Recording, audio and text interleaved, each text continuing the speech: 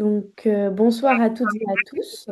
On est vraiment ravis de vous accueillir pour cette deuxième session du webinaire. Je vais demander à tout le monde de mettre son micro en mute, s'il vous plaît, juste le temps, voilà, parce que ça fait des échos. Merci. Désolée. Donc, bienvenue pour cette deuxième session de webinaire dans le cadre du cycle de... ça résonne encore. Il faut vraiment que tout le monde se mette en mute, s'il vous plaît. Je ne vois pas tout le monde, je m'excuse. Est-ce que c'est bon? Non, il y a Maëlie qui n'est pas. Je le mets en mute, excusez-moi. On va y arriver, hein? Merci. Mathilde, je vais te mettre en co-host, comme ça tu pourras gérer avec moi, s'il te plaît. Merci. Voilà, je reviens là, c'est bon, ça ne résonne plus, excusez-moi.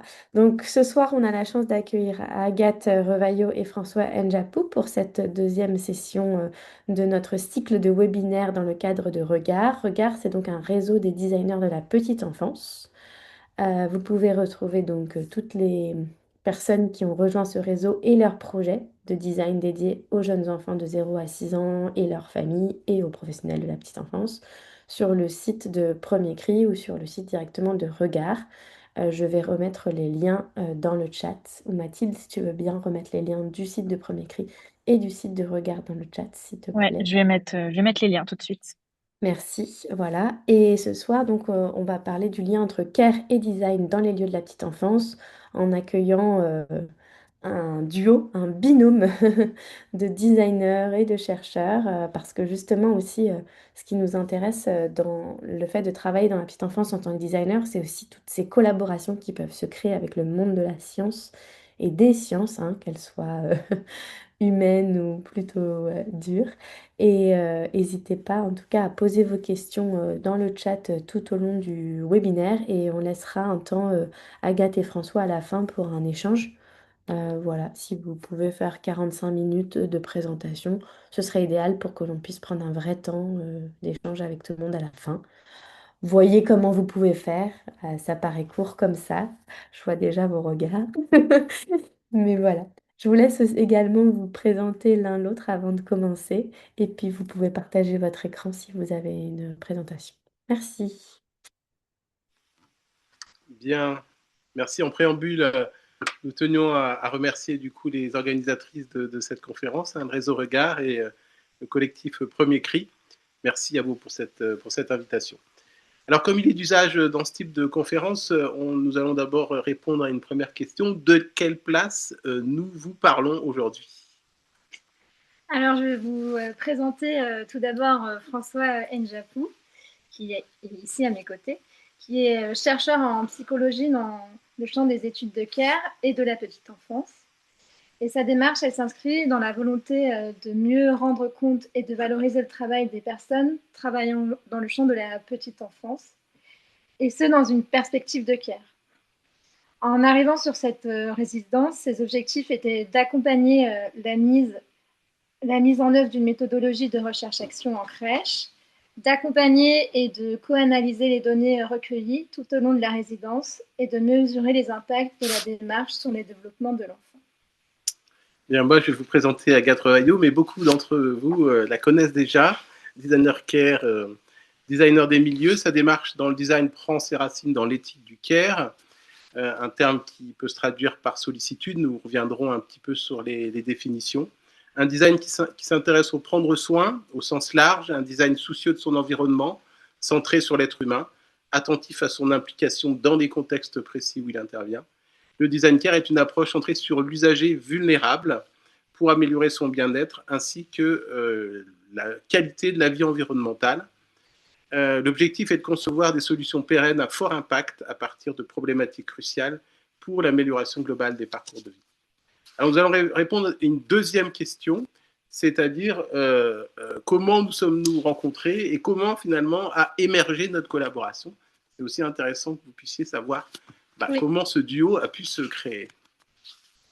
Donc à la demande de l'ANRAC, j'ai beaucoup prospecté et rencontré différents chercheurs dans différentes disciplines. Et j'ai eu tout de même des difficultés dans les positionnements avec les personnes rencontrées.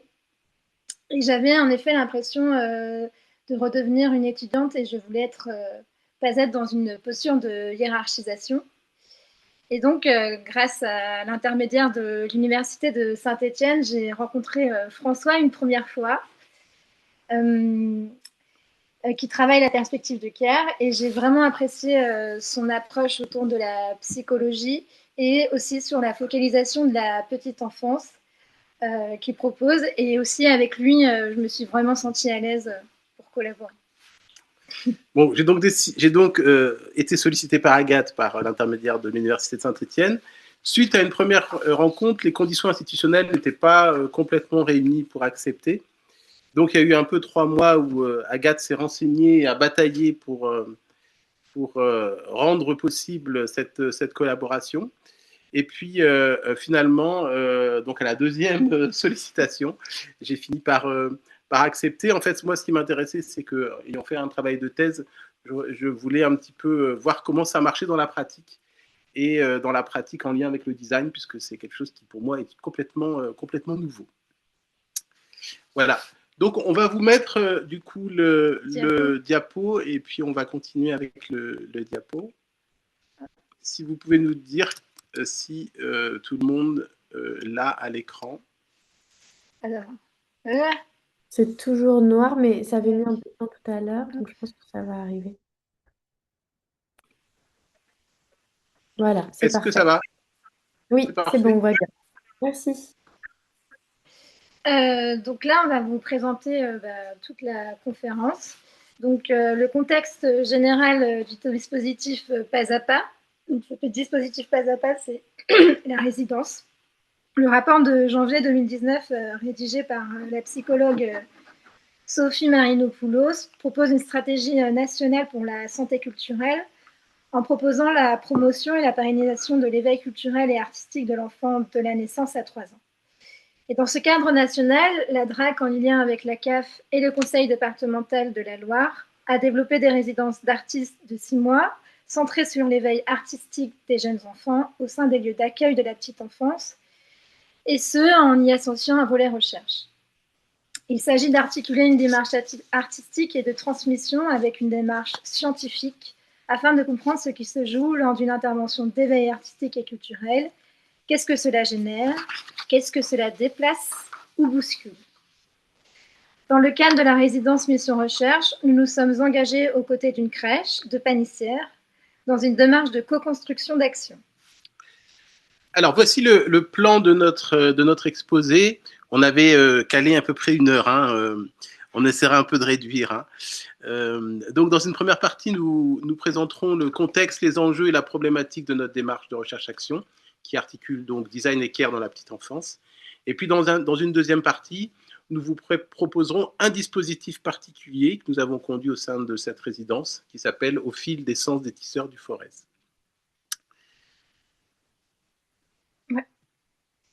Alors, dans ce contexte de la résidence artistique Pas à Pas, donc c'est une résidence qui s'est déroulée sur les territoires du Forez, qui est située dans le département de la Loire. C'est un territoire qui est marqué historiquement par une riche tradition agricole et artisanale, notamment à travers la culture du chanvre et du lin. Et le paysage du Forez est constitué de plaines, de reliefs boisés et des vallées fertiles. Et on peut noter l'importance socio-historique de l'industrie textile au milieu du XIXe siècle. Au cœur du Forez, notre résidence s'est déroulée donc dans la commune de Panissière, qui compte environ 3000 habitants. Et à l'époque, grâce à Cécile Pouillon-Bonnefoy, qui était chargée au développement culturel de la communauté de communes du Forez, j'ai sélectionné la crèche La Passerelle pour effectuer la résidence. Et cette crèche est un des 5 établissements de cette communauté de communes. Elle accueille 22 enfants qui sont âgés de 2 mois et demi jusqu'à 3 ans en 2 sections d'âge. Et l'équipe est composée d'une équipe de 8 travailleurs dans la petite enfance, avec des infirmières puéricultrices, des éducatrices de jeunes enfants, des auxiliaires puères et aussi des personnes titulaires du CAP petite enfance. Donc là, on va passer au projet pédagogique. qui repose sur une approche individualisée du jeune enfant, favorisant sa sécurité affective, son autonomie progressive et son expérimentation sensorielle. Et l'équipe travaille sur l'aménagement des espaces de jeu symboliques et d'un espace sensoriel propice à la découverte. Cette crèche, elle se veut ouverte sur l'extérieur avec de nombreux partenariats comme la bibliothèque, ludothèque, relais d'assistance maternelle et centre équestre et aussi maison de retraite. Donc, nous allons maintenant vous présenter les principaux de cette recherche-action qui porte à la fois sur les dehors et sur les différents acteurs de la crèche. Bien. Alors du coup, sur les enjeux de la recherche-action, premier enjeu, il s'agit de réapprendre à être dehors, un espace-temps pédagogique et sensoriel. Donc même si l'environnement extérieur est souvent considéré par les professionnels de la petite enfance comme essentiel pour le développement des jeunes enfants, les contraintes organisationnelles, comme le taux d'encadrement, le nombre d'enfants non marcheurs par adulte ou les règles de sécurité en limitent l'accès régulier. Face à ces constats, l'équipe de la crèche a pu formuler un besoin d'amener la nature à la crèche, le besoin de recréer ce lien indispensable avec l'extérieur et de permettre ainsi aux jeunes enfants de découvrir autrement leur environnement. Alors on sait que plusieurs travaux scientifiques ont montré les bienfaits d'une pédagogie de plein air et du vivant. Je cite par exemple le développement optimisé de la motricité, le renforcement de l'immunité, le maintien de la densité osseuse, les bénéfices pour la vision avec l'apport de la vitamine D, l'augmentation de la capacité de concentration et de persévérance, la réduction des manifestations d'agressivité dans les interactions, l'amélioration du sommeil, la diminution du bruit, la sensibilisation précoce à l'écologie pour les enfants et les familles, et par extension la motivation à sa préservation, et les expériences et les stimulations sensorielles. Donc selon nous, la nature n'est pas un simple décor, mais elle devient actrice du développement de l'enfant. Elle cultive la curiosité, elle nourrit l'autonomie, elle renforce la confiance, tout en offrant un cadre d'expériences riches et inattendues. La nature ici est un véritable tiers pédagogique. Le deuxième enjeu, ça a été pour nous de coproduire la recherche avec l'ensemble des professionnels. Et pour nous, ça a été un élément central, c'est-à-dire que les professionnels n'étaient pas de simples relais, mais elles ont été copensantes et co-créatrices. Elles ont été intégrées dès la conception du projet à travers une réflexion entre théorie et pratique, entre art et pédagogie. Chaque atelier a été des moments pédagogiques de co-construction. Un programme structuré de temps de travail avec Agathe a permis à chaque membre de l'équipe de participer pleinement à la conception des ateliers. Chaque membre de l'équipe a pu apporter son expertise de professionnel de la petite enfance, ses attentes et ses envies. Et Agathe a, de son côté, pu transmettre son savoir-faire, ses connaissances en design et en pédagogie alternative, illustrant et donnant forme aux idées des professionnels. Ce travail de co-création a été enrichissant pour chaque membre de l'équipe. Il a permis une prise de recul sur les pratiques quotidiennes et cela a permis d'adopter un nouveau regard sur leur travail et sur la manière dont les enfants interagissent avec leur environnement. Chaque atelier a porté la signature de notre collaboration, mêlant ainsi nos approches professionnelles à la créativité et à l'originalité du travail d'Agathe. L'équipe de la crèche a également participé à la dimension recherche par l'élaboration des grilles d'observation, la réalisation d'observations filmées et la prise de photographies. Donc là, nous allons passer par partager l'expérience artistique avec les familles entre présence et rapprochement. Donc, traditionnellement, les familles, elles sont peu impliquées dans la vie quotidienne de la crèche. Et leur présence, elle se limite souvent à la zone d'accueil lors des arrivées, des départs ou durant la période de familiarisation. Des temps formalisés comme la réunielle d'information ou la fête de Noël permettent ponctuellement des échanges, mais sans véritable co-construction. La dynamique relationnelle reste donc modeste, souvent centrée sur les aspects pratiques de l'accueil. Avec l'équipe de la crèche, nous avons souhaité que la famille puisse profiter de cette expérience. À plusieurs reprises, nous les avons invités à participer aux ateliers aux côtés de leurs enfants. Et ces moments de partage ont été précieux. Ils ont permis de renforcer le lien entre les familles, les enfants et l'équipe de la crèche. Et voir les parents s'émerveiller avec leurs enfants a confirmé l'importance de cette approche et la nécessité de poursuivre dans cette dynamique tournée vers l'extérieur et vers la nature. Cette résidence a permis d'expérimenter d'autres formes de liens avec les familles en dehors du cadre formel de soutien à la parentalité. En favorisant ces formes de participation citoyenne, les dispositifs artistiques sont devenus des passerelles entre l'univers de la crèche et celui des familles sur le territoire. En effet, ces dispositifs offrent aux familles un accès direct à des pratiques artistiques ancrées dans des ressources paysagères, sensorielles et culturelles du forêt, tout en leur proposant d'autres manières d'entrer en lien avec leur enfant. Donc, nous passons à considérer les jeunes enfants comme experts de leur développement. Donc, dans notre démarche consiste à prendre au sérieux les points de vue des jeunes enfants. Dans cette perspective, nous cherchons à mettre en valeur leur agency ou capacité d'agir. Et nous considérons les enfants comme des experts de leur propre vie. Ils sont des co-chercheurs aux côtés des adultes et ils s'approprient et se réapproprient leur dynamique de développement au contact de l'environnement extérieur et ce, en lien avec la présence des adultes. Faire apparaître l'enfant acteur, c'est avoir le souci de faire émerger sa voix, ainsi lui permettre de documenter sa propre activité en lien avec les autres. Et dans notre construction méthodologique, nous avions pour objectif une forme d'authenticité dans la façon de rendre compte de la parole de l'enfant dans une dimension éthique. Sur les enjeux d'interprétation, nous avons cherché à nous positionner dans l'écoute pour être le véhicule des voix des jeunes enfants.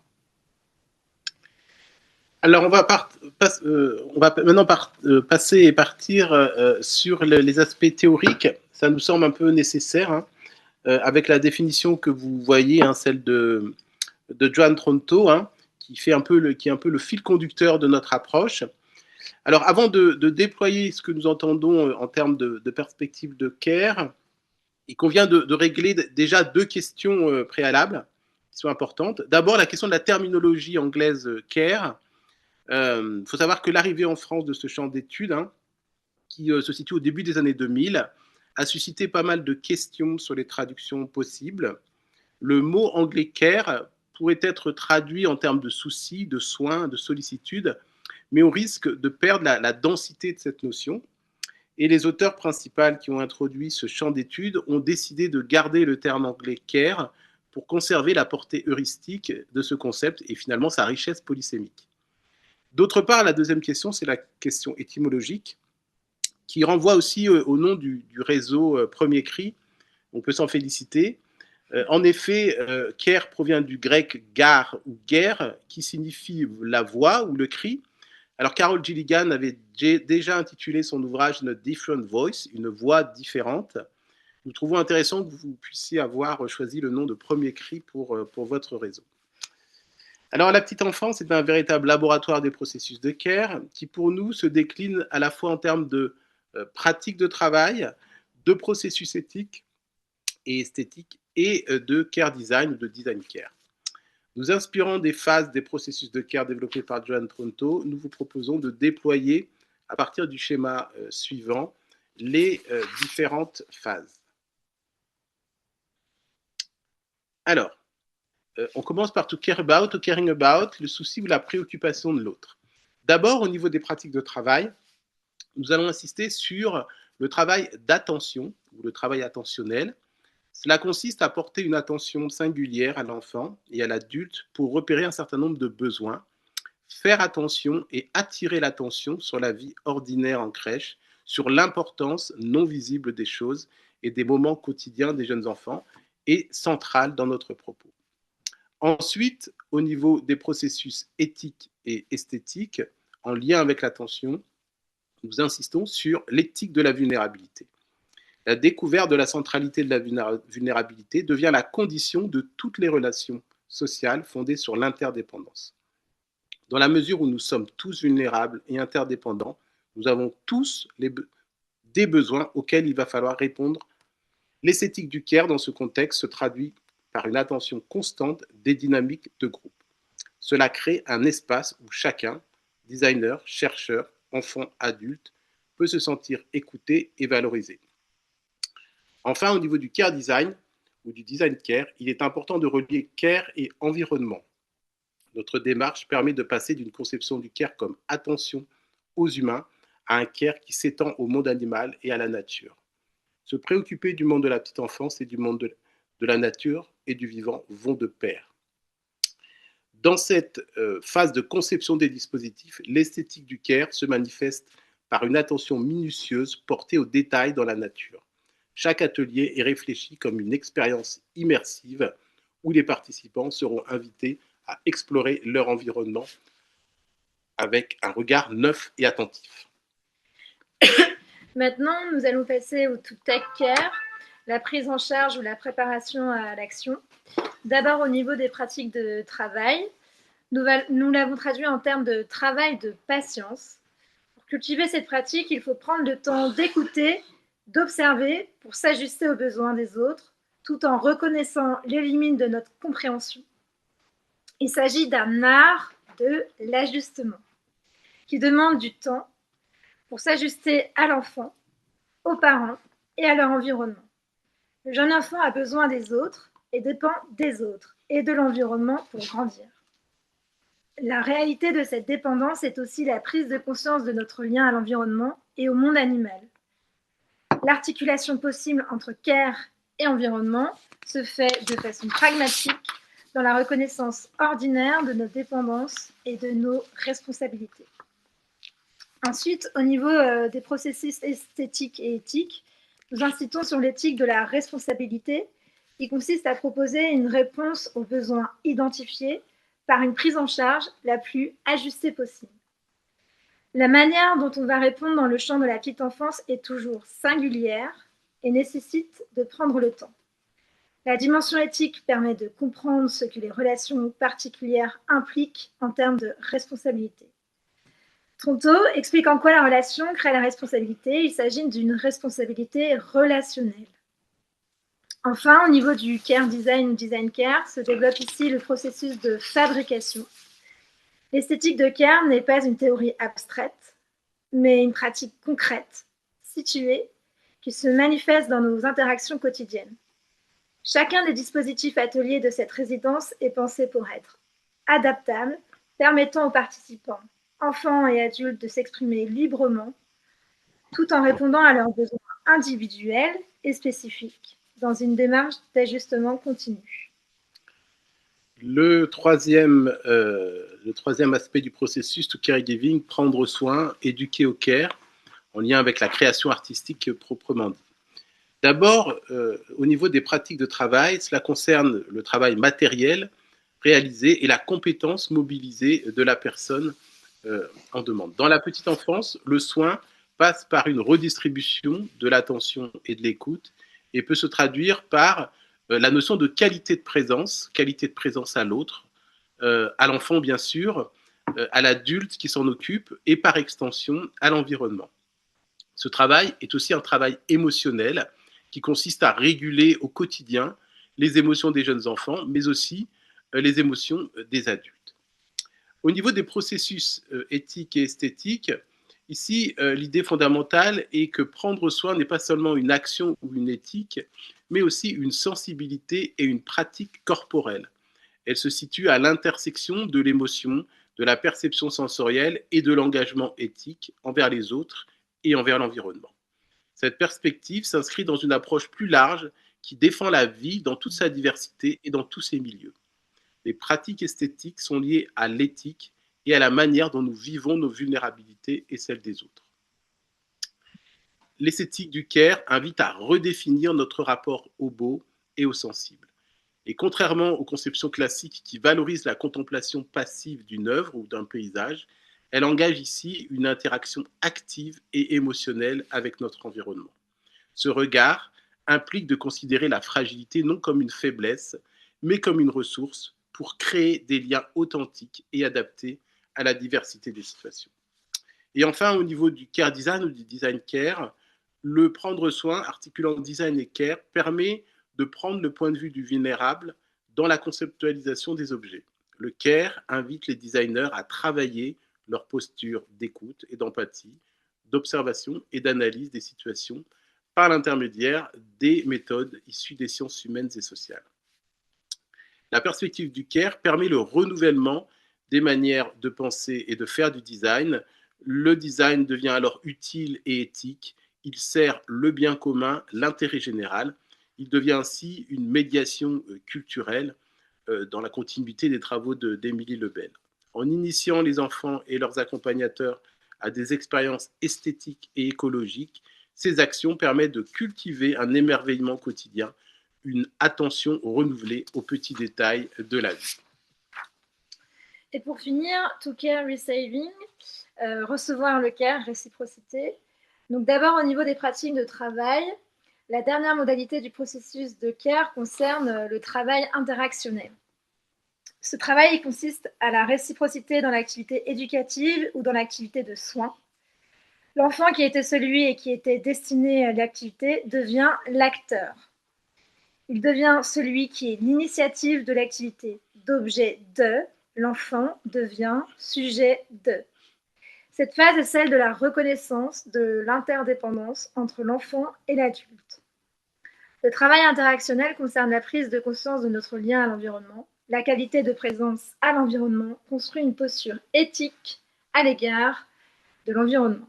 Ensuite, au niveau des processus éthiques et esthétiques, au sein des dispositifs ateliers, l'espace scénique joue un rôle fondamental dans la matérialisation de l'esthétique du CARE.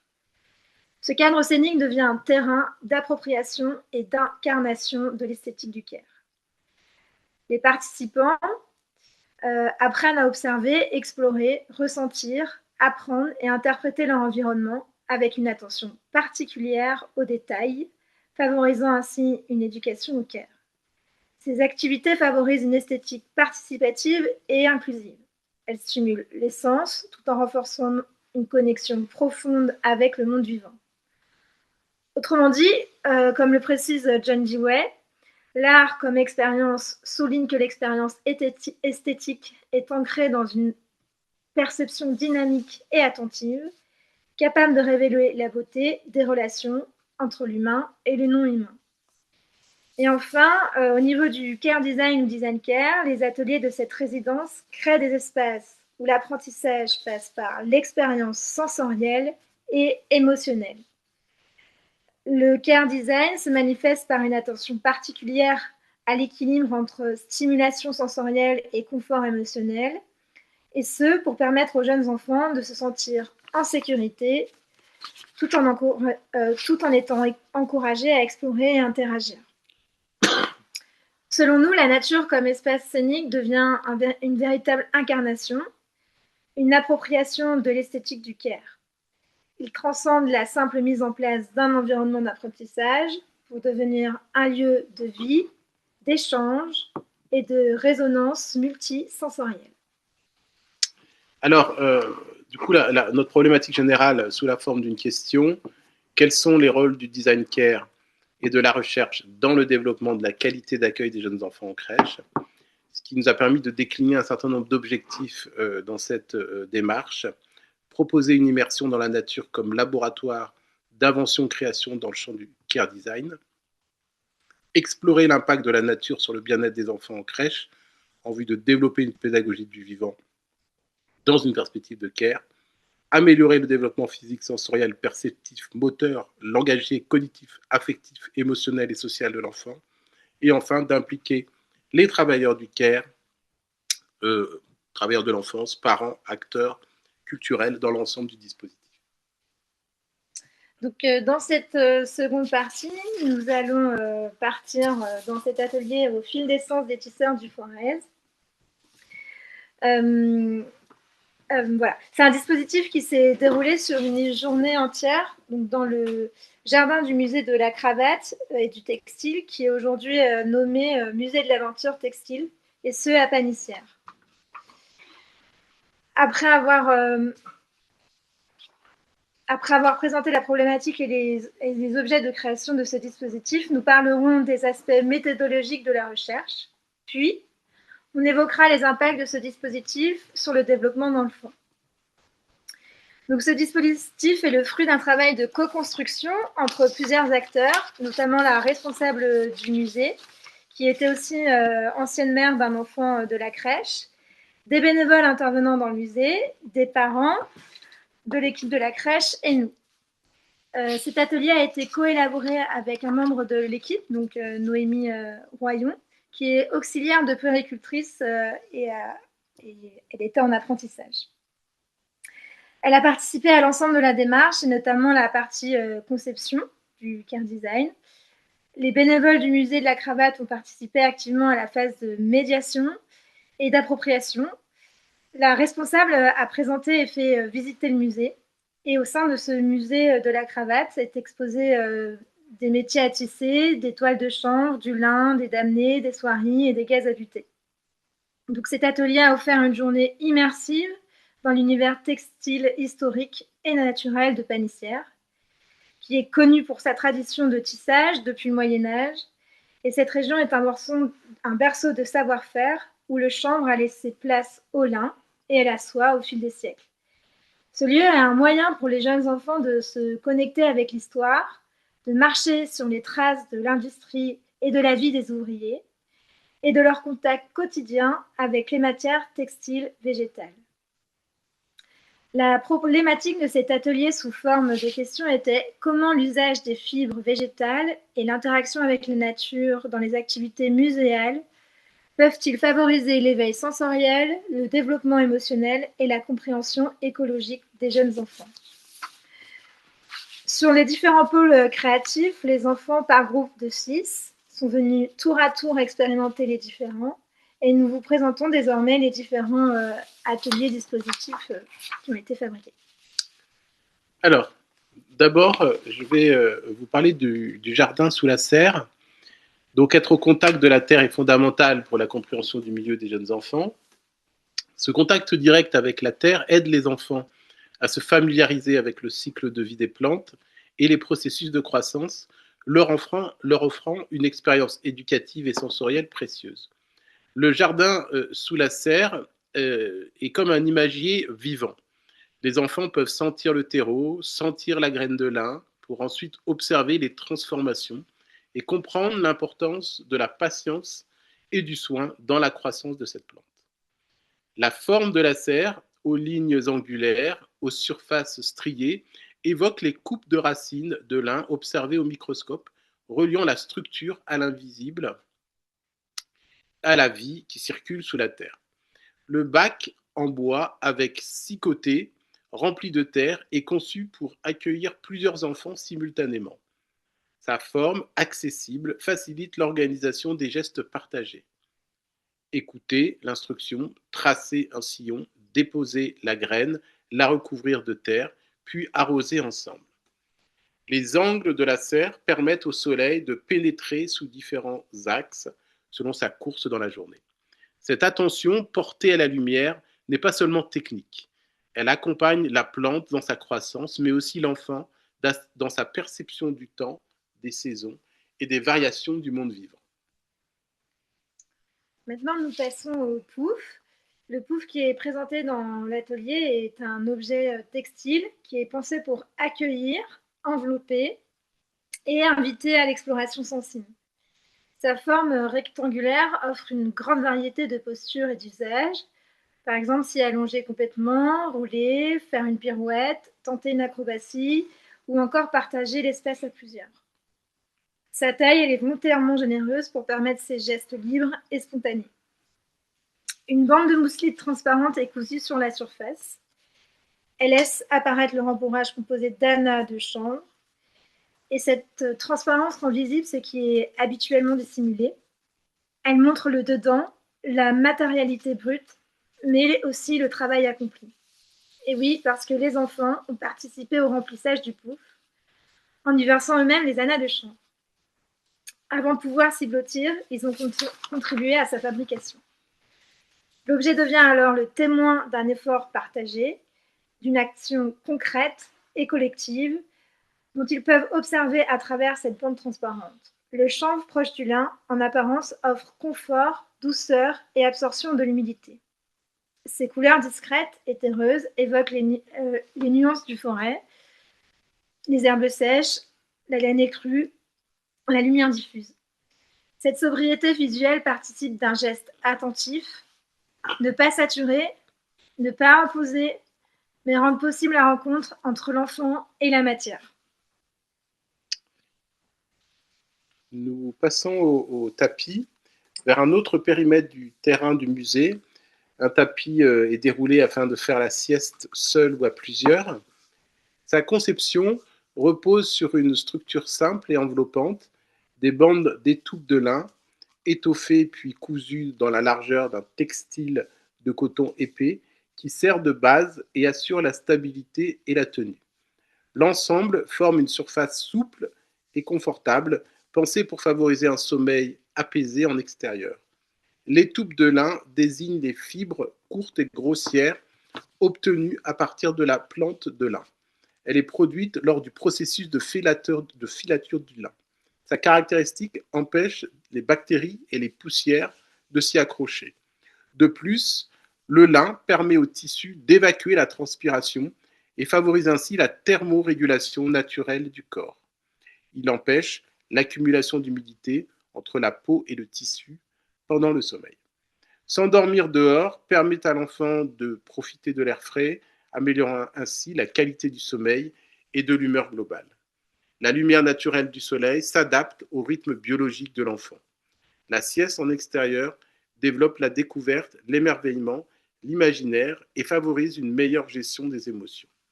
Les enfants apprennent à se détendre et à se connecter à leur environnement, ce qui peut réduire le stress et favoriser un sentiment de bien-être. Et nous allons passer au papier mâché, qui est le dernier atelier. Cet atelier propose donc aux enfants une activité et de réaliser du papier mâché pour ensuite en faire sa propre carte postale avec la graine de lin à l'intérieur. Les enfants déchirent les boîtes d'œufs en petits morceaux, ils remuent l'eau, mélangent, malaxent la pulpe. Et ils s'amusent aussi avec la texture et l'eau. Cette activité ludique et créative développe non seulement leur motricité fine et leur sens tactile, mais stimule également leur imagination et leur capacité à résoudre des problèmes. Les travailleurs de la petite enfance participent activement, guidant et encourageant les enfants, ce qui renforce les liens sociaux et l'apprentissage collaboratif. Alors, on va passer à l'aspect méthodologique de la démarche de recherche-action. Notre démarche de recherche-action se veut participative et collaborative, car elle promeut une égalité des voix, une horizontalité des savoirs et une reconnaissance des pratiques de chacun. Nous avons adopté une conception relationnelle et située de notre travail scientifique, issue des standpoint theories, des théories de point de vue développées par les chercheuses féministes. C'est donc une approche qualitative centrée sur les savoirs situés. Notre travail de recherche s'est décliné en 3 phases. Une première phase d'immersion dans le contexte de la crèche qui constitue selon nous la première année de la résidence. Une seconde phase de co-construction des différents outils de recueil de données pour la recherche, donc les grilles d'observation, et aussi la participation active en amont et en aval de chaque atelier. Et enfin, une troisième phase dite de co-construction des données, chacun étant co-chercheur et l'enfant lui-même. Pour le dispositif au fil des tisseurs de forêt, nous avons utilisé les méthodes visuelles de recueil de données et notamment la vidéo recherche. Alors, les méthodes visuelles de la recherche. Donc, en crèche, l'outil principal des travailleurs de l'enfance est l'observation, qui va leur permettre de construire des actions éducatives dans un objectif de prévention. L'observation, c'est avant tout un outil d'objectivation, et nous avons construit avec les éducatrices de jeunes enfants plusieurs grilles d'observation pour analyser les déplacements des enfants et pour décrire l'activité de l'enfant. La vidéo en crèche est un outil qui est utilisé depuis une 60aine d'années, notamment dans les recherches en psychologie. Et faire entrer une caméra en crèche n'est pas simple et demande de pouvoir s'interroger sur les enjeux de son utilisation dans les différents dispositifs. L'utilisation de la vidéo s'inscrit dans les méthodes visuelles de recherche et les enfants jouent un rôle actif. Dans notre démarche, la construction de connaissances par l'enfant lui-même est encouragée. Cette méthode de recherche visuelle et participative offre la possibilité aux jeunes enfants et aux adultes de s'engager dans des formes alternatives de construction de connaissances. Après avoir choisi avec l'équipe les enfants concernés, nous avons réalisé des temps d'observation filmés d'environ 5 minutes, le chercheur suivant un enfant dans ses découvertes et ses explorations. Le choix du type d'analyse, c'était une analyse développementale de l'expérience artistique et culturelle. Pour décrypter et analyser l'activité artistique des jeunes enfants durant cet atelier, nous avons construit une catégorisation la plus adéquate possible pour rendre compte le plus finement possible des différents registres mobilisés. Nous avons cherché à associer la question du jeu, qui est la première activité de l'enfant en crèche, le développement, c'est-à-dire de voir comment l'enfant évolue tout au long de l'expérimentation artistique, et les compétences, qui sont les dispositions, les capacités ou les aptitudes construites par l'enfant. En combinant jeu, développement et compétences, nous cherchons finalement à répondre à la question suivante.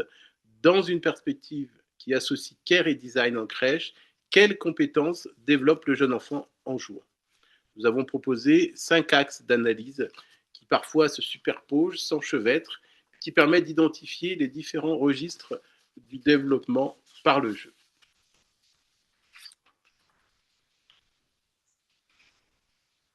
Donc là, on passe à l'expérience artistique dans le développement de l'enfant. Donc, dans cette partie, à partir de l'expérience artistique vécue par les enfants dans l'atelier, nous allons justement mettre un focal sur chacune de ces catégories. Pour des raisons déontologiques en lien avec le droit à l'image, nous avons décidé de ne pas montrer les petites vidéos initialement prévues. Donc, pour la partie sensorialité et motricité, le POUF a permis notamment de travailler la sensorialité et la motricité. Les jeunes enfants ont pu prendre à pleine main les anneaux de chanvre, les laisser glisser entre leurs doigts, les presser dans la paume de leurs mains et remplir le pouf, vider, renverser. Ce sont des textures agréables. Cette activité tactile aide les enfants à développer leur motricité fine et l'expérimentation des propriétés physiques des matériaux. Ils participent ensemble ainsi à l'édifice d'un objet, ce qui renforce leur confiance en eux. Ils apprennent également la valeur de la collaboration ensemble pour remplir le pouf. Cette activité collaborative enseigne la valeur du geste, du partage et de la construction commune. Seconde modalité, l'expression et la créativité. Donc, le papier mâché, il a favorisé notamment le développement de l'expression et de la créativité. Les enfants sont d'abord impressionnés de voir la diversité des objets et matériaux présents autour d'eux. Et avec la consigne de l'adulte, ils remplissent la bassine de morceaux de boîte d'œufs prédécoupés. Ils s'expriment et interrogent l'adulte sur la présence d'une bassine d'eau. Après avoir versé l'eau, les enfants patouillent, mélangent l'eau et le papier en train de se décomposer, déchirent en petits morceaux, malaxent le tout et s'amusent aussi avec la texture et l'eau. Cette activité ludique et créative stimule surtout leur imaginaire et leur capacité à expérimenter in vivo la transformation de matériaux. Un enfant observe attentivement cette transformation en tentant de relancer le processus de transformation en déchiquetant la boule compactée dans la passoire. On peut voir sur la photo de droite. Alors, attachement et exploration, troisième modalité, troisième catégorie identifiée. Dans le jardin sous serre, les enfants découvrent le monde vivant avec les vers de terre et leur rôle dans le maintien de la santé des sols. En manipulant la terre, ils découvrent différents organismes microscopiques qui y vivent. Un enfant a récupéré ce ver de terre qu'on voit sur la photo et il commence à le tortiller dans tous les sens. Et l'adulte présent va lui demander de faire attention, de prendre soin de ces petits animaux importants pour la fertilisation de la terre. L'attachement au vivant, humain et animal, Là, je regarde ma conférence, c'est mon téléphone qui déconne. 30 secondes. Est-ce que vous pouvez... Laisse-moi faire 30 secondes. Est-ce que vous pouvez couper votre micro, s'il vous plaît, Mouton? Bien. Donc, cet attachement à l'exploration, hein, du coup, cet attachement au vivant, humain et animal, participe de la construction d'une conscience écologique qui permet à l'enfant d'explorer autrement la nature. Donc là, nous passons au langage et symbolique. Donc le jardin sous serre a été l'occasion de développer le langage et le symbolique. L'attachement au monde du vivant est transmis par l'adulte qui le sollicite pour planter des graines de lin dans le terreau, les arroser avec soin, puis observer attentivement les premières pousses. L'observation des signes de croissance des plantes leur apprend non seulement la patience, mais aussi les bases de la biodiversité et des écosystèmes. Les enfants sont attentifs, ils développent des compétences d'attention, de concentration et de mémorisation. Sur la notion de la socialisation et de l'imitation, le pouf devient un terrain de jeu pour faire des roulades, mais aussi pour se mesurer à l'adulte, se mesurer avec l'adulte. L'adulte présente, qui est une maman, hein, qui se laisse faire, alors que l'enfant est souvent l'objet d'eux, il devient un sujet et peut faire une action sur l'autre, il peut jouer avec l'adulte. C'est ainsi par imitation différée qu'il construit aussi les processus de socialisation. Et donc pour cœur et santé, dormir à l'extérieur sous la lumière naturelle du soleil améliore la qualité de leur sommeil et de leur humeur et les aide à mieux gérer leurs émotions. La sieste en plein air contribue également à renforcer leur système immunitaire et à favoriser une connexion plus profonde avec leur environnement. Ils ont pu expérimenter la sieste en plein air durant cet atelier. Bien, alors en guise de conclusion, la crèche La Passerelle se distingue comme un lieu pionnier dans l'intégration du care design, du design care à l'éducation de la petite enfance, en posant les fondations d'une approche sensible du soin et de l'éducation, ainsi que de l'attention au monde vivant. Elle se transforme en terrain d'exploration partagée, un laboratoire discret de coéducation où enfants, professionnels, artistes, chercheurs et familles composent ensemble un nouvel équilibre. Une géographie vivante, tactile et affective où l'attention devient le premier geste du soin. Les dispositifs ateliers intègrent ces principes et contribuent modestement à cette réconciliation en cultivant une sensibilité esthétique et éthique chez les participants. Ils apprennent à voir la beauté dans les petites choses, à se reconnecter à eux-mêmes, aux autres, à prendre soin de leur environnement et à tisser des liens profonds avec ce monde. Être dehors, c'est apprendre à composer avec le monde. Non pas apprendre la nature sur le monde du savoir, mais d'éprouver ensemble. Être en lien, là, dehors, dans l'ici et maintenant. En partageant ces expériences à hauteur d'enfant, la résidence n'a pas seulement initié des activités, elle a ouvert des seuils. Elle a permis de retisser un lien patient, charnel et joyeux avec le vivant. Nos perspectives seraient de remettre la nature dans le quotidien des jeunes enfants et faire de la crèche des lieux d'accueil des jeunes enfants des modèles d'écologie épanouissants pour les enfants et inspirants pour les familles. Bien, voici notre bibliographie et nous vous remercions de votre écoute avant de passer aux échanges avec vous.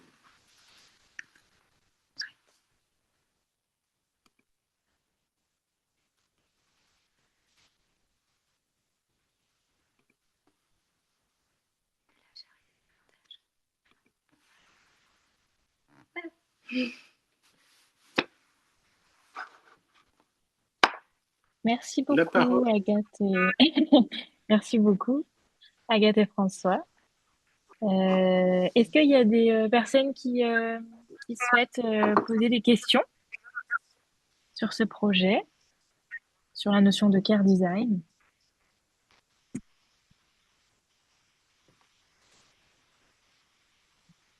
Moi, je voulais savoir que sont devenus ces dispositifs proposés. Est-ce qu'ils sont restés dans la crèche? Enfin, comment, quelles ont été leurs appropriations une fois enfin, après votre passage en fait à la crèche? Voilà. En fait, pendant un an, je laissais tous les dispositifs à la crèche et en fait, elles avaient un fort envie de les utiliser, mais au final, elles les sortaient pas vraiment. Mais c'était pas par manque de volonté, mais c'était plutôt par manque de temps et d'organisation. Et après, j'ai eu la chance d'exposer tous ces dispositifs au sein du musée, le musée de Feur. Et après, bah, je les ai récupérés et voilà. Je les ai pas redonnés. L'idée, c'est quand même de leur redonner, mais j'ai pas, moi par contre, pris le temps de le faire. Après, je pense que c'est bon, vous les avez vus, il y a quelques exemples, mais c'est quand même des gros objets qui nécessitent quand même pas mal de manutention. Et on sait qu'en crèche, les manutentions, c'est pas toujours évident.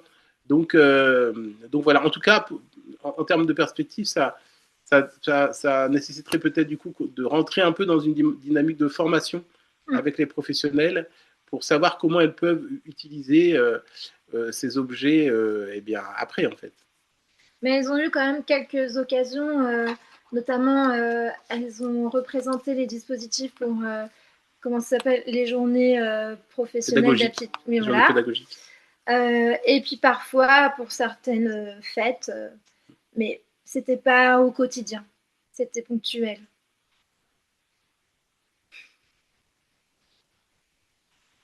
Je peux intervenir, vous m'entendez? Bonjour, bonsoir.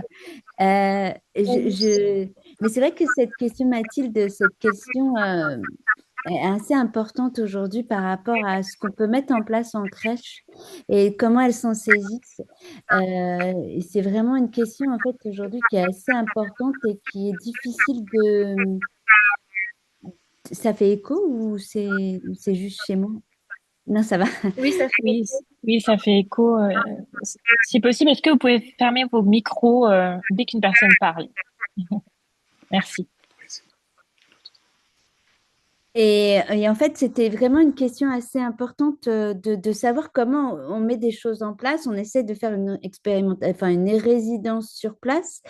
Et après, comment elles osent s'en saisir parce que c'est la même chose aujourd'hui. Ben là, on est en résidence sur plusieurs crèches.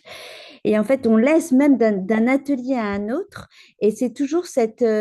pourtant, on explique et tout ça. Et c'est toujours cette complexité. Je trouve que ça, ce serait vraiment une recherche à faire de comment elles peuvent s'en saisir et elles osent s'en saisir. Est-ce qu'il y a aussi cette idée d'oser? Est-ce que c'est des, des, des façons tellement différentes aussi d'amener de la matière, d'amener des notions, de du toucher, du sensoriel qui s'éloignent aussi peut-être de leur réflexion, peut-être du quotidien qui est assez prenante et qu'elles sont très prises au quotidien. Enfin, tout ça me questionne beaucoup sur cette, ben, même les différentes expériences d'avant, comment on arrive à les engager aussi dans cette perception avec nous, mais pour l'après. Sur le moment, elles sont enchantées. Elles disent, mais j'avais jamais vu cet enfant comme ça. Je trouve qu'il vient, il est dans le groupe. Mais il y a, pardon, enfin, c'est une réflexion qui est assez prenante aujourd'hui, en tout cas. Pardon, voilà, mais très intéressant. Merci en tout cas pour, euh, pour tout cet apport aussi théorique et recherche. Après, moi, je veux bien compléter ce que tu dis, Sandra. Il y a quand même cette chose où moi, parce que j'ai quand même fait une résidence sur une année, puis après une deuxième année où il y a eu François, j'ai quand même vu une évolution dans leur pratique. C'est-à-dire qu'elles vont peut-être pas s'emparer au quotidien des dispositifs, mais elles-mêmes, elles vont proposer des nouvelles activités qu'elles n'auraient pas fait avant. Et ça, je trouve ça vraiment chouette. Enfin, ouais. Elles deviennent créatives, en fait. Oui, l'objectif, c'est vraiment de mobiliser leur créativité en les sortant un peu de leur quotidien, et effectivement, qui peut être assez lourd, hein, le travail de Kerr, c'est prenant. Hein.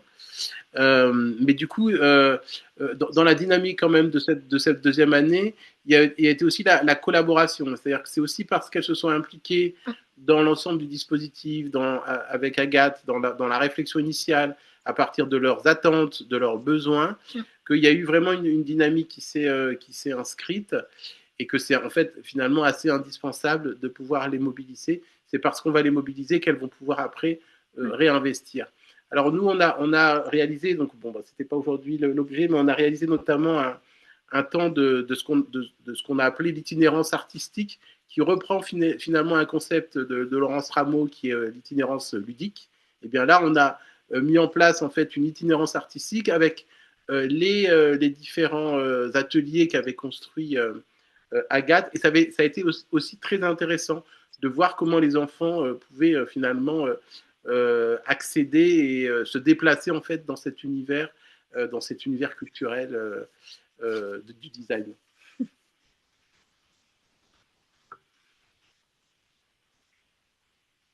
Donc itinérance artistique, c'est un nouveau concept. Itinérance design, que dis-je? Parce que est-ce qu'on définit toujours le design comme une pratique artistique? Moi aussi, c'est quelque chose qui me questionne parce qu'on voit bien dans la manière que vous avez de l'aborder. Et même Sandra, mais Sandra du monde de l'art, s'est approprié, on va dire, les concepts du design. Donc, pour concevoir enfin, je trouve que en fait, vos deux projets résonnent. C'est-à-dire, il y en a un qui vient de l'art et qui s'est inspiré du design, l'autre qui vient du design et qui s'est inspiré de l'art pour créer et pour du coup être auprès des jeunes enfants. Je ne sais pas si je suis claire, mais je trouve qu'en tout cas vos deux approches, elles résonnent et elles font évoluer les pratiques et les approches en structure d'accueil du jeune enfant. Je crois que c'est ça finalement notre rôle quand on mène ce genre de projet. C'est exactement ce que tu dis, François. Hein. Pour moi, c'est vraiment cette idée finalement d'avoir une approche qui vient bousculer les pratiques tout en étant très bienveillante envers ces pratiques. Parce que le but, c'est pas de dire faites comme nous on fait, c'est vraiment de dire et si on s'enrichissait mutuellement les uns les autres. Et c'est marrant parce que vous avez deux manières de le dire, mais vraiment, c'est très très lié, très très proche en tout cas. Je sais pas, Agathe, ce que tu en penses par rapport à la semaine dernière. Non, il y a 2 semaines, Oui, pardon. non, mais si. Moi, je sais pas trop quoi dire par rapport à la notion du design, de l'art. En tout cas, à travers cette résidence, l'idée, c'était quand même d'impulser des choses, de partager ces temps ensemble, parce que c'est quand même assez inédit. Hein. On a quand même cette chance d'avoir pu partager autant de temps avec les professionnels, mais même les parents. Ouais, je trouve que c'est pas forcément facile à mettre en place. Et l'idée, quand même, ouais, c'est ça, c'est de travailler ensemble. Mais même les enfants, en fait, parce que même aussi, ils ont mis la pierre à l'édifice. Hein. Enfin, tout le monde a un rôle hyper important, en fait. Mm. Bah, il parlait bien de place au départ, et c'est vraiment ça, d'être chacun enfin, trouver sa place, surtout trouver. Est-ce qu'il y a d'autres questions? Oui, moi, c'est plus une remarque.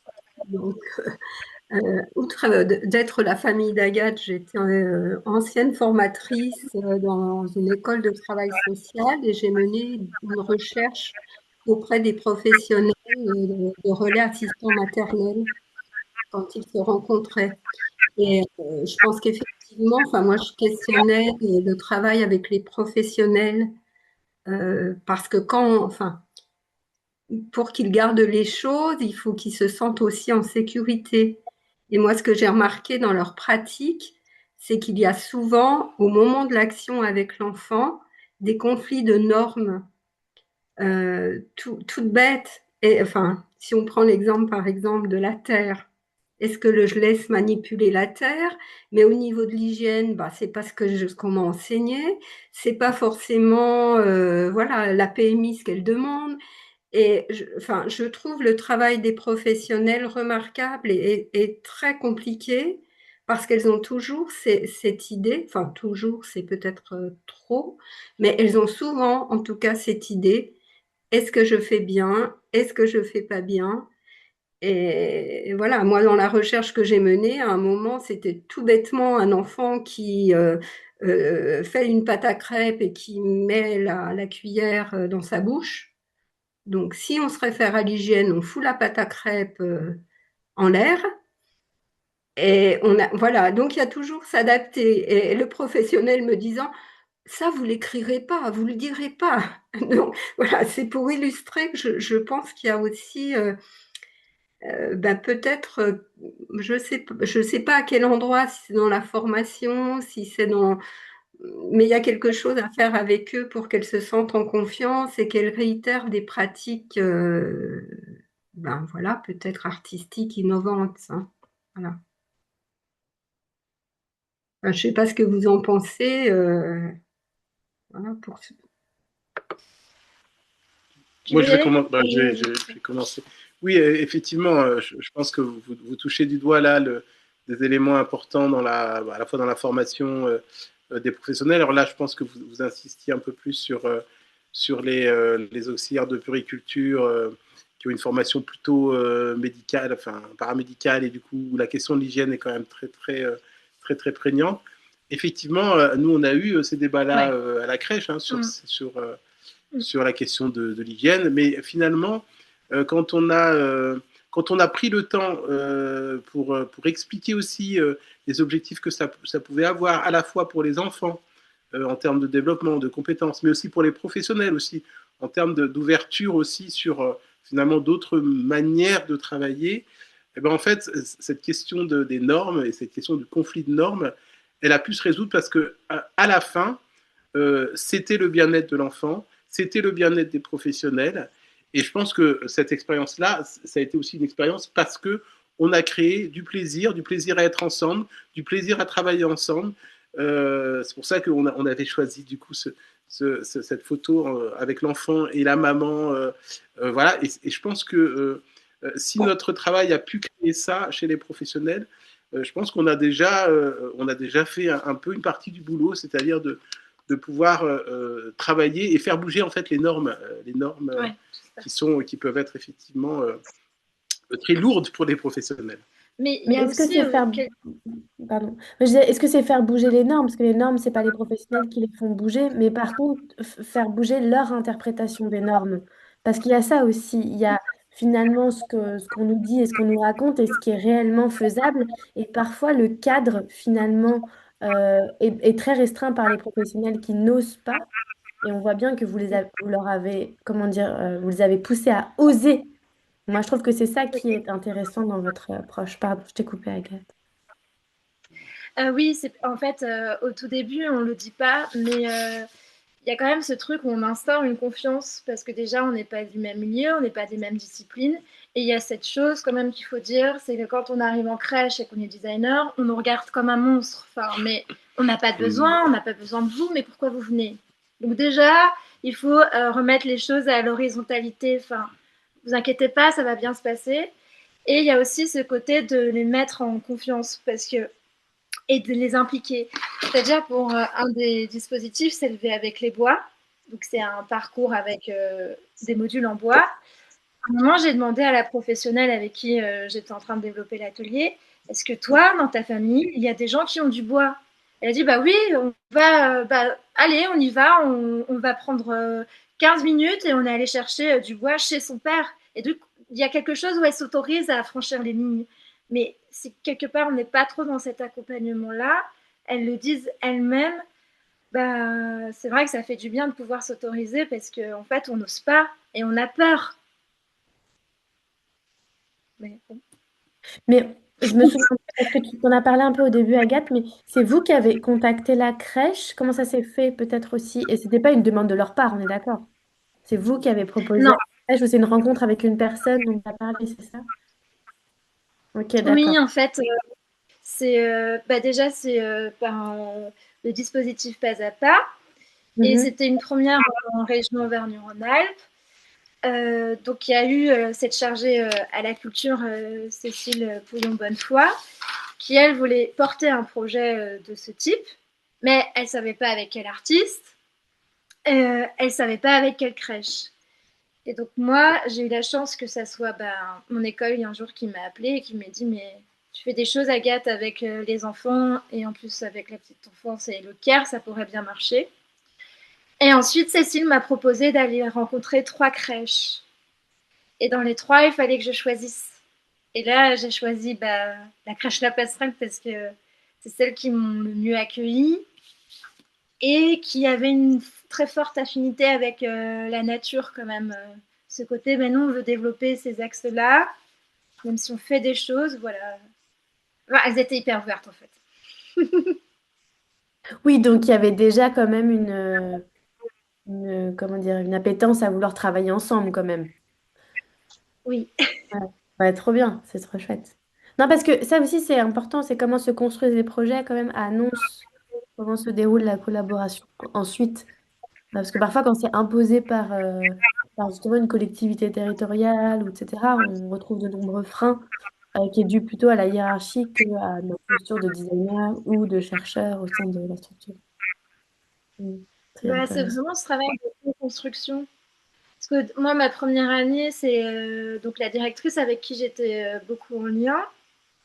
Et après, c'est au compte-gouttes où j'ai vraiment découvert les professionnels de la petite enfance. Et, euh, et j'avoue que c'était quand même difficile parfois. Mais je leur demandais toujours de prendre ce temps avec moi. Où j'essayais d'aller vers elles. Je sais pas, c'était. Ou de demander, voilà, j'aimerais participer à un atelier aussi avec vous, avec un enfant. Enfin, j'essayais de m'immiscer aussi à l'intérieur. Et c'est à la fin de la première année où je leur ai dit, bon, qu'est-ce que vous en pensez en fait? Enfin, elles ont dit, mais nous, on adore. Et c'est comme ça que la deuxième année, François est aussi arrivé et où on a vraiment été liés, quoi.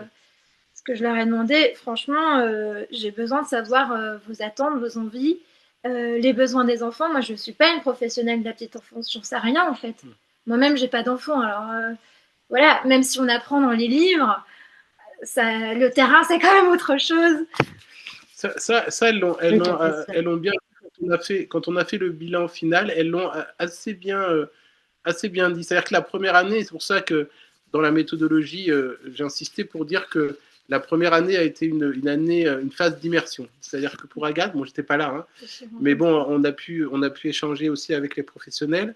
Finalement, Agathe, elle venait là plutôt pour proposer des choses comme on peut proposer dans les crèches, de faire venir la bibliothèque, le spectacle, etc., etc. Donc on était plutôt sur finalement quelque chose d'assez descendant, si je puis dire, en tout cas, dans une proposition qui est faite de quelqu'un à l'extérieur. Alors que dans la deuxième année, l'idée, et c'est ça en fait qui a aussi permis finalement la construction du travail de collaboration, la démarche a été un petit peu inverse, c'est-à-dire que Agathe est allée chercher aussi les différents professionnels et on a construit ensemble en fait. Et je pense que ça c'est important aussi dans ce qu'on disait dans l'articulation entre art, design et pédagogie. Il faut faire participer les professionnels parce que sinon on n'arrive pas à toucher notre but en fait. Et il y a quand même la confiance de famille qui est un peu reculée, enfin comment dire, en second plan. Mais je trouve qu'aussi le fait d'avoir la confiance des familles, il y avait vraiment cette symbiose, quoi. Parce qu'il y a aussi le côté, on fait pas n'importe quoi avec des enfants qui ne sont pas à nous. Ils sont tout petits même. Et il y a une question de Mathilde. Agathe s'est acculturée la première année avec la petite enfance. C'était le débat qu'on a eu en fait. Il y a un travail d'acculturation de chacun aussi. C'est juste, ouais. Tout à fait. C'est ce que tu as repris d'ailleurs, François, on a beaucoup développé dans la démarche de premier cri de recherche-action collaborative avec l'horizontalité des savoirs et la reconnaissance des pratiques de chacun et chacune. Mm. Est-ce qu'il y a d'autres questions qui viennent? Vous m'entendez? Oui, Ah, Luce. oui. Luce. Pardon, j'étais en train d'écrire la question au cas où. Non, j'avais une question sur justement ce truc des 2 phases que vous détaillez là, qui est super intéressant. Merci déjà pour tous pour tout ce partage très inspirant. Je me demandais si justement le fait que si vous pensez qu'il faut, entre guillemets, passer par une phase un peu plus en push, enfin un petit peu plus finalement de propositions venant de l'extérieur, ou si finalement pour pas être entre guillemets dans une attitude de euh, d'immersion passive. Et si en fait il faut, enfin, ou si on peut s'en passer et arriver direct dans une logique de co-conception, mais du coup avec sans le gain sans avoir gagné la confiance préalable par tout cette première année de d'immersion, mais où elle n'était pas passive en fait, elle proposait des choses. Enfin voilà, c'était ce truc-là que je m'interrogeais. Est-ce qu'on peut se passer finalement de proposer des choses avant de co-concevoir dans ce genre de démarche? Alors, je sais, enfin, ce sera peut-être plus à Agathe de répondre à cette question. Moi, en tout cas, de mon point de vue, le travail de confiance est indispensable au départ parce qu'on ne rentre pas en fait dans une crèche comme on rentre dans une gare, si je puis dire. C'est un monde feutré qui est centré sur le détail, le micro-événement. Quand on bouge, quand on se déplace dans une crèche, bah, ça suscite les réactions des enfants, etc. etc. Bon. Donc bref, ce monde-là nécessite une construction de confiance qui passe d'abord par effectivement une période où chacun vient avec quels sont les besoins, qu'est-ce que je peux te proposer, et c'est seulement après cette phase de confiance, de prise de construction de confiance, qu'on peut enfin travailler une dynamique de collaboration. Et ça, j'ai envie de dire, dans toutes les recherches-actions, on le dit en fait. Cette phase d'immersion, elle est absolument indispensable pour apprendre à se connaître. Il y a une phase d'interconnaissance qui est nécessaire, et puis pour pouvoir avancer ensemble. Oui, ça c'est certain, mais c'était pas une phase d'immersion passive. C'était ça mon point. Alors, en fait, moi j'appelle ça la première année de résidence. En gros, pour détailler les choses méthodologiquement, j'ai fait un jour d'immersion chez elle. Ensuite, comment ça s'est passé? Donc j'ai fait une journée d'immersion avec elle. Ensuite, j'ai fait un atelier d'interconnaissance pour comprendre ce que c'était pour elle le design, mais aussi pour que moi je comprenne ce que c'est le milieu de la petite enfance et quelles pratiques je dois aussi adopter avec les enfants. Tout bête, ne pas, par exemple, trop être debout face à des enfants. Enfin, c'est tout bête, mais moi je ne savais pas, par exemple. Voilà. Et après, pendant toute cette année, j'ai proposé, donc il y avait quand même le sujet qui s'appelait Dedans, dehors, d'apporter la nature en intérieur. Donc j'ai proposé une série de dispositifs. Sauf que pour ces dispositifs, là, j'étais pas en co-construction avec les professionnels. J'étais un peu seule à essayer de développer des choses. Et j'avais seulement 2 référentes à la crèche. Donc c'était avec elles que je faisais le lien. Mais au final, à la fin de la résidence, on était toutes frustrées, autant les professionnels que moi-même, de se dire mais c'est dommage de ne pas avoir passé ce temps aussi à justement co-construire ensemble. Et à la fois, moi, je n'osais pas trop m'imposer parce que c'était ma vraiment toute première résidence en tant que designer. Il y avait ça aussi. C'est que c'était mon entrée dans le monde du travail aussi quelque part. Et que voilà, je voulais pas m'imposer et que, oui, tout simplement. Mais quand même, à la fin de cette année-là, elles m'ont dit oui pour repartir sur une deuxième année. Donc ça veut dire que, voilà, elles étaient aussi de leur côté très intéressées. Et la deuxième année, oui, moi, je voulais vraiment avoir un chercheur avec moi pour mesurer l'impact que ça a sur les enfants, sur leur bien-être, enfin, comme on a expliqué. Mais ouais, parce que parfois je trouve que dans le métier des arts en global, on ne sait pas ce que ça fait. c'est peut-être 10 ans plus tard où quelqu'un va nous dire ah oui, je me souviens de ce dispositif que j'avais fait quand j'avais 4 ans. Mais en fait, on ne sait pas. Et je trouvais que c'était important, surtout dans la dimension du care, parce que, ouais. On Merci. sait que le care, ça ne se mesure pas avec les mesures. Les outils classiques, ouais, Voilà. c'est clair. Ouais, ça c'est sûr. Mhm. Mm. Merci pour votre question. Je sais pas si vous avez vu la question de Mathilde, j'ai dû m'absenter 5 minutes et elle dit, qu'est-ce que vous auriez fait différemment si vous aviez eu plus de moyens? Il y a des choses que vous auriez fait différemment ou vous avez agi avec ces contraintes?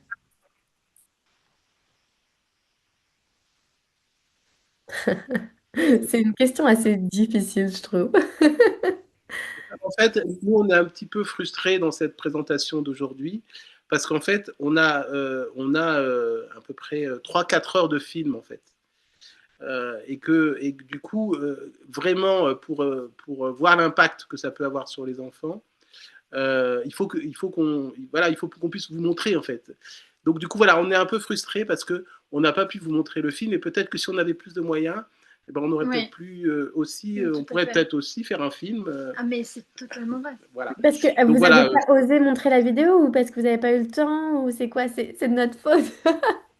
Parce que Non, non, il y a Droit à tout un l'image. travail de droit à ah oui, l'image. de droit Faut à l'image, bien sûr. Ouais, avoir ouais, le ouais, temps de pouvoir faire ouais, aussi ouais. tout ce travail-là. Donc, et voilà. Et je pense que le film, ce serait la touche finale de tout ce qu'on a fait pour pouvoir vous montrer aussi comment on travaille ça avec les jeunes enfants. Ok, d'accord. Bon, bah alors, Euh, prochain chapitre, le film. alors, Révolution. En humain, salle en 2027. alors, différents moyens humains. Oui. Oui, dans les humains quand même. Euh, C'est important quand même, les humains. non, mais par exemple, parce que, en fait, il y a quand même des choses communes parfois entre le design et la recherche. Dans le design, il y a toujours ce côté d'observation et de toujours se questionner pourquoi je fais ça et comment je vais le faire et qu'est-ce que ça fait aux autres. Et moi, je trouve que la question humaine, si on avait eu un peu plus d'argent, je trouve que ça aurait été sympa d'avoir quelqu'un, un associé, par exemple, qui filme pendant que toi, tu puisses vraiment être tout le temps avec l'enfant.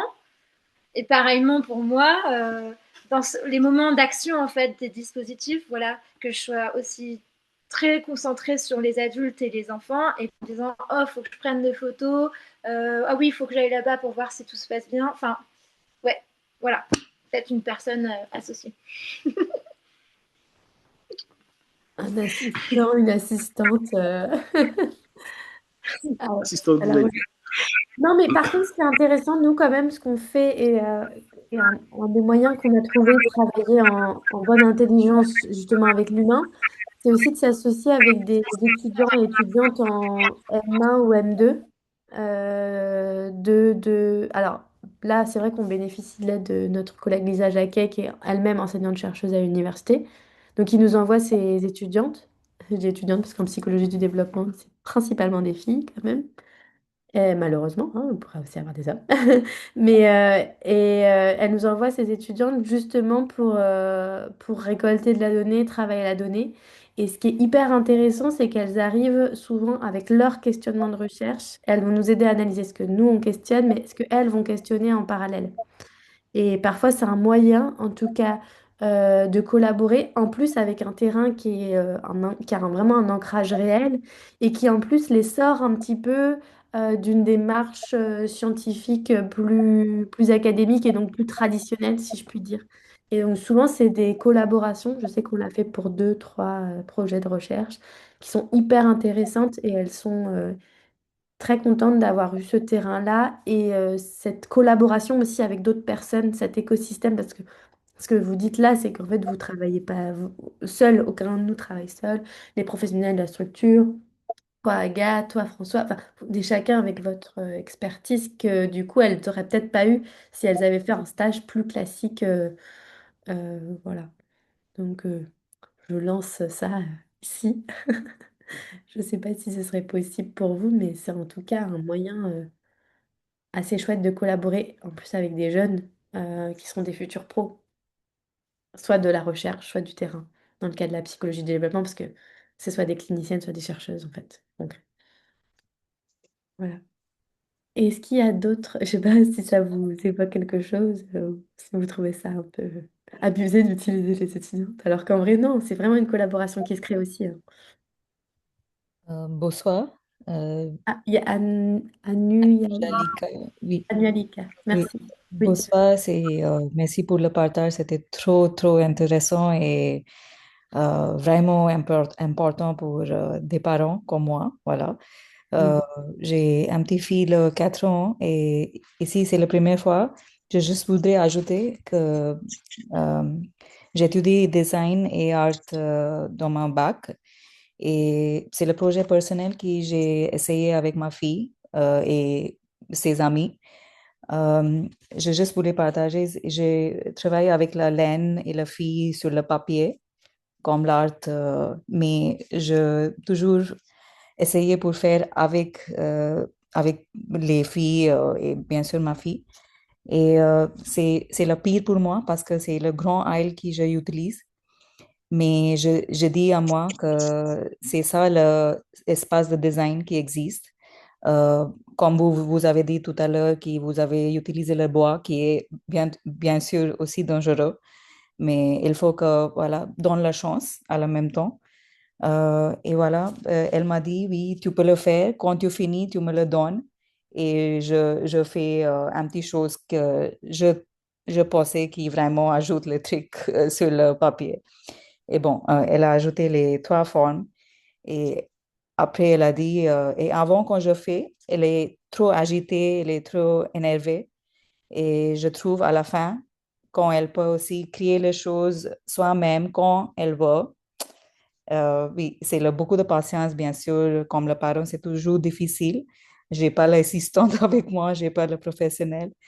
Mais voilà, à la fin, je trouve que ses amis et elle, quand on donne la chance pour créer quelque chose, aussi avec la laine et à elle, pas vraiment tout le temps avec la peinture ou quelque chose, ça peut être créer les choses à l'intérieur de chaque enfant comme ça pour channeliser d'énergie et donner le bonheur, je sais pas, à l'école le prochain jour.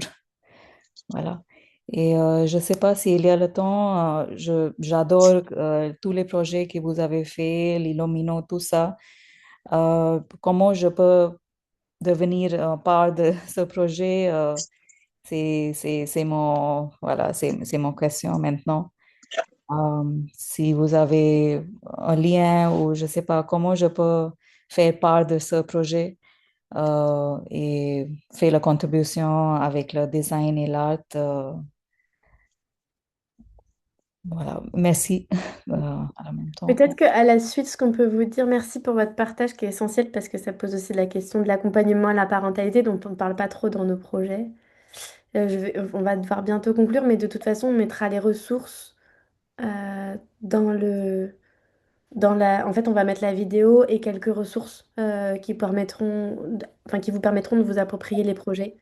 Enfin, vous approprier, dans le sens où pouvoir en parler, en discuter, peut-être dire plus dessus, si vous êtes d'accord aussi, Agathe et François, pour partager des références. Et peut-être si vous avez une dernière remarque à faire à Oumialika. Et sinon, on va devoir conclure parce que j'aime bien qu'on termine à l'heure. Merci. Non, mais c'est vrai, Merci beaucoup. on déborde tout le temps. Merci, merci en tout cas à vous. Hein. C'était aussi un moment important et intéressant de pouvoir échanger aussi avec vous sur ces questions-là. Ouais, c'est une chance quand même. Enfin, on le dit pas assez, mais c'est quand même une chance de pouvoir partager ces moments-là. Et moi, j'aime bien justement ce côté de partage où on peut discuter tous différemment sur nos pratiques, sur nos manières de voir le monde, ce qui nous inspire. Enfin, ouais. C'est assez libre, hein, ces formats de conférence. Peut-être que c'est moins préparé que des formats habituels pour justement laisser cette liberté. Et je suis contente que vous le preniez comme ça. Et j'aimerais bien voilà, qu'on discute de comment maintenant une question qui a été posée par Yulika, on s'est posé avec Sandra, comment on diffuse en fait tout ce qu'on fait au sein du réseau plus grandement pour inspirer aussi les futurs professionnels de la petite enfance, les futurs designers, les futurs sociologues, anthropologues, psychologues, etc. Voilà, j'espère qu'en tout cas, ça a cette vocation-là. C'était hyper riche. Merci beaucoup, beaucoup à vous. Voilà, j'ai hâte juste des prochains maintenant. Ça met la barre à chaque fois, je suis là, waouh, c'est génial. Donc, c'est vraiment super de vous entendre, c'est très inspirant. Donc voilà, on partagera voilà, toutes les ressources, etc. en ligne. Et en tout cas, merci à vous deux pour votre temps et pour la rigueur de votre présentation. Voilà, c'est très riche. Et Merci à vous. ouais. Oui, Non, j'en profite pour annoncer le prochain webinaire. Ce sera oui, le 12, lundi 12 janvier, sur la question des installations artistiques et culturelles en crèche. Voilà. ouais, Avec Thomas Ullmann et Méline du Triévo. exactement. Bah, on peut repartager la plateforme Regard. Je vous repartage vite fait le lien. Mathilde, tu l'as ou je le fais? Hop, je l'ai. Tac. Voilà, je remets le lien tout de suite dans le Zoom. Voilà, si vous voulez l'ouvrir avant que je ne ferme définitivement cette conversation, on aurait pu continuer des heures. Merci, bonne soirée à tout le monde. Merci. Merci beaucoup. Bonne soirée, merci. Ciao, ciao.